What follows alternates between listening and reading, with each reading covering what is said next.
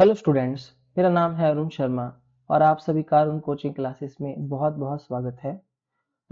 Students, आज का हमारा जो टॉपिक है वो है राइटिंग ऑफ डिस्काउंट और loss on issue of debentures. ठीक है, जो डिस्काउंट दिया जाता है ना, उसको राइट ऑफ करना है ना। या तो हम इसको discount on issue of debenture में मतलब डेबिट करते हैं, या loss on issue of debenture भी इसको हम बोल सकते हैं। ठीक है, सो डिस्काउंट और loss on issue of debentures both are capital loss. ये देखिए, ये कैपिटल लॉस होती है कंपनी के लिए and they are incurred at the time of issue of debenture.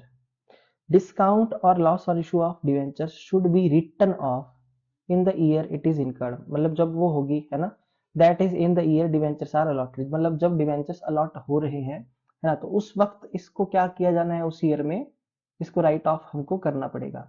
तो इसको राइट ऑफ कैसे किया जाता है? देखिए, इसको राइट ऑफ किया जाता है सिक्योरिटीज प्यूम रिजर्व अकाउंट से, section 52 sub section 2, if it has a balance, है ना।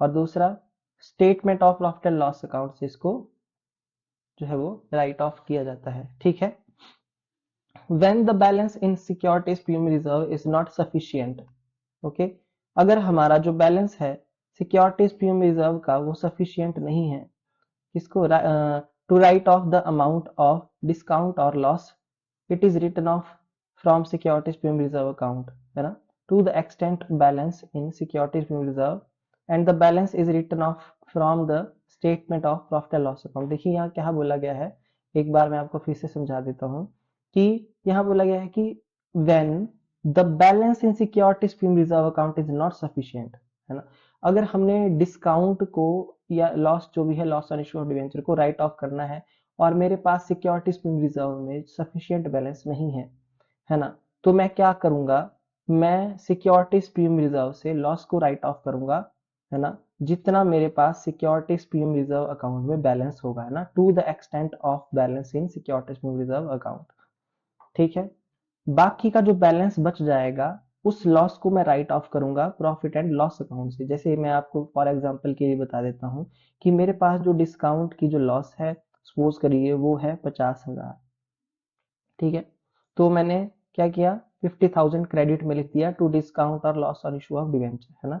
या तो मैं डिस्काउंट लिखूंगा या तो loss on issue of debenture account लिखूंगा। ठीक है, तो मैंने क्या किया है कि मेरे पास 20,000 रुपए थे सिक्योरिटीज प्रीमियम रिजर्व अकाउंट में, तो मैंने 20,000 से यहाँ पे इसको डेबिट कर दिया। बाकी का जो बैलेंस बच गया उसको मैंने 30,000, है ना, उसके लिए मैंने statement of profit and loss account का यूज कर लिया। तो इस लाइन का ये मतलब है। ठीक है, सो आई होप आपको समझ में आ गई होगी।